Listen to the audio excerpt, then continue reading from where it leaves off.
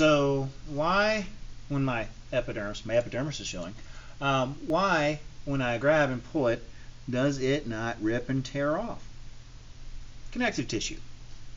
So I want to do a video for my students, and we're going to talk about connective tissue, and this is brought to you by Curious Marineland, where science literacy will make America great. Got it backwards? All right. So, quick little run through. Here's your textbook reference, and we want to identify, there's a whole bunch of connective tissue. This is the most ubiquitous tissue in a living thing, particularly a human, and in a lot of other mammals. All right. So, for the next couple slides, I'm going to go through them quickly. I would pause if you're my students. If you really want to know, hey, what do I need to know, or how do I prepare for connective tissue? These are questions you should ask every single time you see a slide or a tissue. You should ask how many cells, what type of cell. That should be a question mark, by the way. How many fibers? What's the orientation of the fibers? What's the arrangement? How close are the fibers to the cells that produce them? So, and be able to list, of course, you should always be able to do this, list them. And it's bothering me, so I'm going to make that into a question mark. Okay, so pause. I'm going to let this show up for just a couple seconds for each one. Here's your basic functions, and we'll see that as we go through. So pause the video. Next slide. One of the things that's unique and different between epithelial tissue and connective tissue is the use of the extracellular matrix. This is the space between cells. Some of this tissue, and it's so diverse, some of the tissue is going to be tightly packed and have fibers fill that. Some of that is going to be fluid. Some of it's going to be a combination, and that's what sees the diversity of the tissue. And remember, structure and function are always tied together. The central tenet of biology, especially seen in anatomy and physiology. So these are the next couple slides you're going to see us talk about these types of fibers. All right, so these fibers are produced by cells, and the two main elements of the extracellular matrix is either the fibers, and then everything that is not a fiber, that's not a cell, is this thing called ground substance. And you're going to see a lot of different proteins, polysaccharides, structural polysaccharides. You're going to see some interesting things. So this is an exercise that I'm going to do another film on with my students, but I'm going to use this as a template for how we're going to go. So take a look. So we got, it depends on the matrix. So here's connective tissue, that's your broad category. And then we got these three categories: connective tissue proper, fluid, so there's probably something that has to do with the matrix, and then supporting. And so we're going to run right through this. So the next one, so let's go ahead and talk about this. I will not list them at the end of the video, but this slide will appear again. And a class exercise, what we do is we'd write the names of all the ones down here. Write the names down here. Write the names down here. Write the names down here. And I'm just scribbling now, but that's like a post exercise. So first, loose areolar connective tissue. This is the most ubiquitous tissue in the body. So just pause the video, kind of look at the different structures. I'm not going to just say, hey, read this. I'm going to point out some things. I might circle some things on these slides. So this is connective tissue proper. Now, loose versus dense, basically there's going to be space in the matrix where the fibers aren't densely packed. And that's really the difference between these two. So if that's the case, that means there's fluid, or it allows for give and play to allow for it for this tissue. For each one of these, I would pause the video and really pay close attention for this. So I'm not going to spend most of my time talking about these, but I will try and point out the name of the cell and the fibers. So first, there's two fibers, and then there's the main cell. The cell is a fibroblast. Now, this is going to be important. I'm going to mention the different cells. See, these fibers show up in different types of tissue, but you have different types of cells that produce them in their locations. So there's a number of them, and I'm probably going to spend about 30 seconds on each one and give you pointers. Like, for example, collagen is a thick fiber, and elastin, or elastic fibers, is a thinner fiber.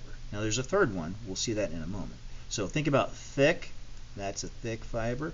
And then this is I'm just drawing a line down the thin fiber. Should probably change colors for that. So next, adipose. One thing about adipose and we have the cells that produce them called adipocytes. They're right here. There's no fibers. It's just basically a huge cell with vascularization. It's got some blood vessels. That's a blood vessel. That's a, we'll just say CAP for capillary. All right, and these the nuclei. See, if you remember your basic cell organelles, there's a structure called a vacuole. Well, the vacuole takes up probably 90 to 95% of a adipose cell. And to go back to the function. What's the function? All right, cushioning, protection, shock absorption, and storing energy. We can burn fat just like we do carbohydrates. So hopefully this bottom part did not get cut off in that video. So, all right, next. Okay, we're going to see a new fiber here, the reticular fibers. So take a second. Let's kind of look over this location. See, the fibers here, and this is, again, a micrograph. And I should have said this earlier. Over here, this right here is a cartoon, and this right here is actual photomicrograph. This is something we'd look at under the microscope. So, again, you got your basic information here. This intermesh, or interwoven network. See, what happens is these fibers, so that's the fiber. As you remember with the collagen fibers from before, or the elastin, the thin ones, these are shorter and bunched, and they stay really close to the cells. Some of the other cells, the fibers don't stay close to them once they're produced. And what we're seeing here is they stay close, and it kind of creates this little network where the cells and other tissue can basically be stored there.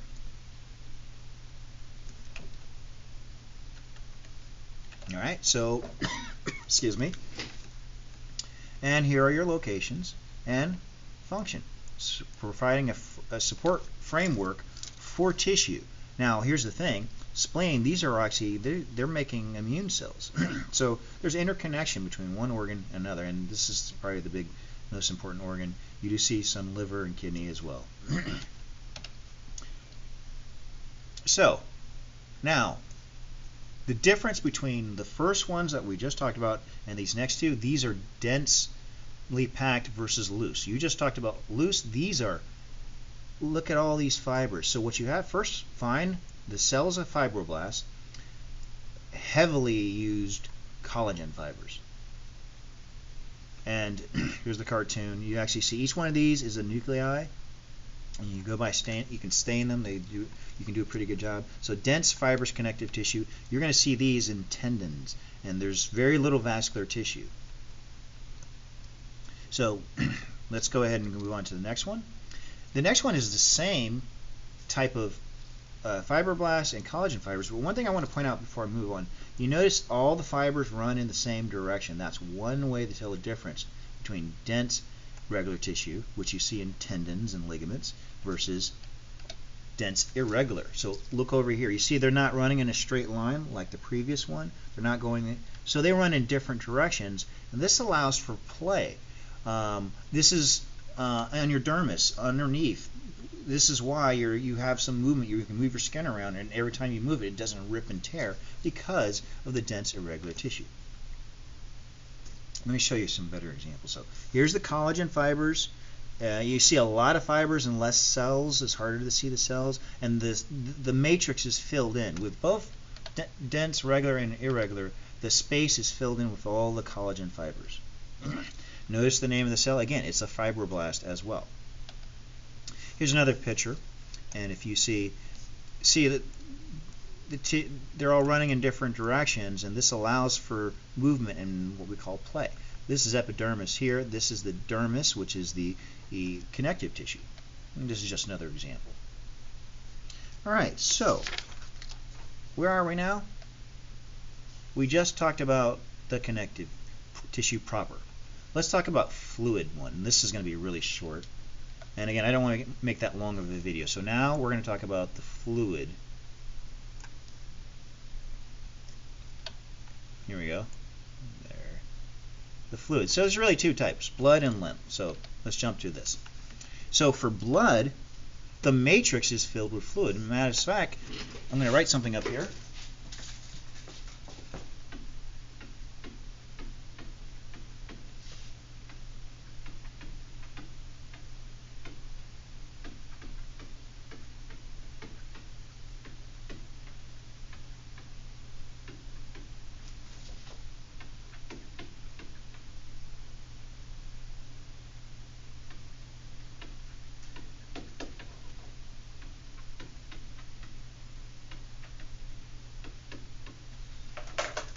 All right, forgive the terrible handwriting.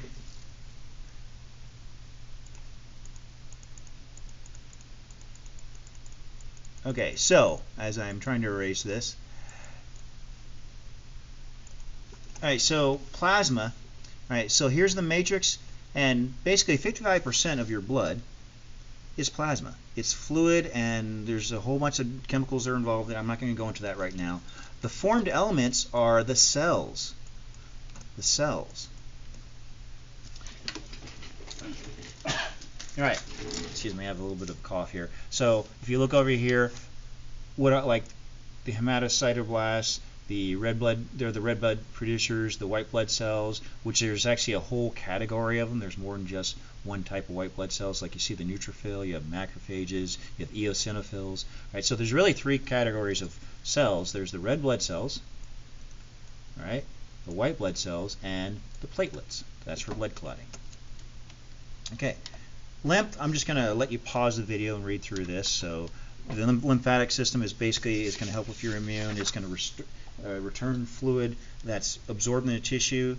It's going to take that in so that their swelling doesn't occur. So I'm not going to spend much time on this one. So, and it's closely connected with your circulatory system. Okay, now we're going to get into supporting tissues. All right, so there's going to be three types of cartilage, and then of course bone, and we'll go ahead and close this video shortly. So one thing to notice is, hey, there's fibers again, collagen fibers, but didn't we see that before? The difference is the cells. All right, and there's some other differences. So chondrocytes, this word lacuna means little lake, and what happens is the cells hang out in a little cavity, and then the fibers are all around it. So one way to tell the difference between a hyaline cartilage is it has this glassy look, and if you kind of look over, it's a rubbery or glassy. The ground substance, you got few fibers as opposed to the other types of cartilage. All right, and so it doesn't have as many fibers as the next one. And so pause the video and look over here. Look at this. One of the things I want to point out about hyaline cartilage, though, is it. We talk about, provides flexible support, reduced friction, but it's not on here. But you also see hyaline cartilage as the fetus. A fetal skeleton is made up of hyaline cartilage, and that will eventually turn into bone. And the remaining parts that don't turn into bone are, say, the trachea, not the trachea, I should say, like the ear, some part of the cartilage that you see on your bones. Now, the ear cartilage is a different type, but those ones are going to actually, most of your skeleton is hyaline when you're a fetus, and as you start developing, you get the osteotissue, which is what we call bone. So here's just another thing. This is hyaline cartilage. It forms this. This is referred to as an articulating surface, meaning this bone articulates with the other bone it attaches. Well, if they just go bone on bone, you're going to have basically arthritis. They're going to rip them apart. This hyaline cartilage helps protect this. Now, this right here with some other connective tissue actually makes a synovial joint. Okay, second of our types of cartilage, and this is, again, there's the cell, chondroblast. It forms fibrocartilage. Now, don't confuse fibrocartilage with a fibroblast, which is the cytocell for dense regular tissue and dense irregular tissue. And areolar tissue is actually called a mast cell. But so one of the things I always look for is I see the nuclei, and you have more fibers, more collagen fibers than you do hyaline, and the purpose is it's going to resist compression. This is like densely packed. It's not like dense connective tissue like a tendon, but this is densely packed. And you see all these little cells here, but you see all the cartilage there, and this is going to probably best widely seen as your intervertebral disc here. So this is all this fibrocartilage. And I always remember, and it stains pretty interesting. A lot of the stains, or a lot of the pictures I'm going to show you, are going to be blue, and you'll see these are all the densely packed fibers. Another way is often you'll see some of them in some other pictures that you'll check on Blackboard, you'll see what looks like these little tendrils coming off. And those are like the fibers surrounding it and then coming down. And then this is all fiber, fiber, fiber. There's a cell, things like that. So this is padding, cushioning your pelvic girdle, your intervertebral disc, and the biggest thing is compression. This is why your spinal cord doesn't break, because you got these discs. They're not going to allow for a lot of play, but they're going to allow for some movement without breaking the bones, which is incredibly important.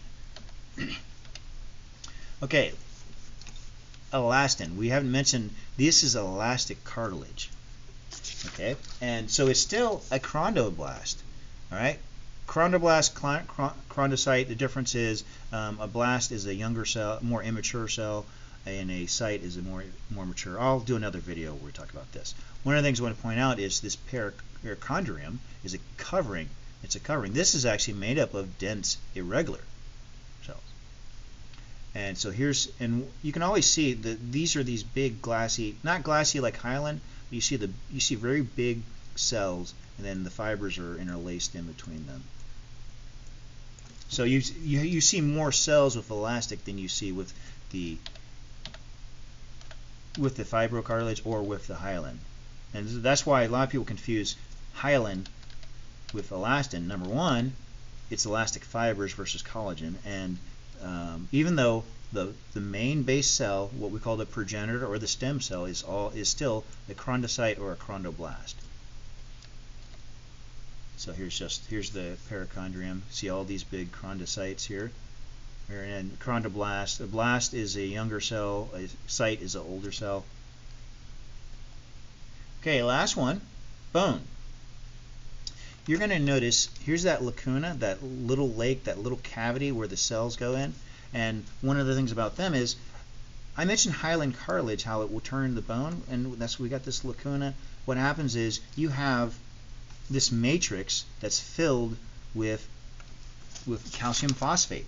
The calcium phosphate is going to mineralize it. So you have two types. The cell is called an osteocyte or an osteoblast.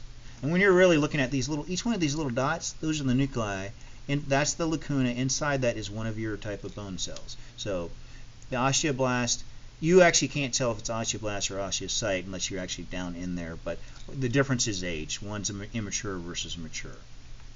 So this is my covering of the connective tissue, and what I want you to grasp is when you're looking at these, look at the cartoon, look at the photomicrograph, try and identify nuclei, try to recognize certain patterns. Like this whole structure right here is a functional unit called an osteon, and then there's different canals that connect. So I'll do other videos. There's this term perosteum versus perichondrium, which you see here in the connective tissue. So we've just finished with our third category, the support ones, the support mechanisms. So that's what we just talked about. Now, what I would do in class, put this screen up, and we make a list of all the cells, all the different types that go here, here, here, on down the line, and there you go. That is our connective tissue.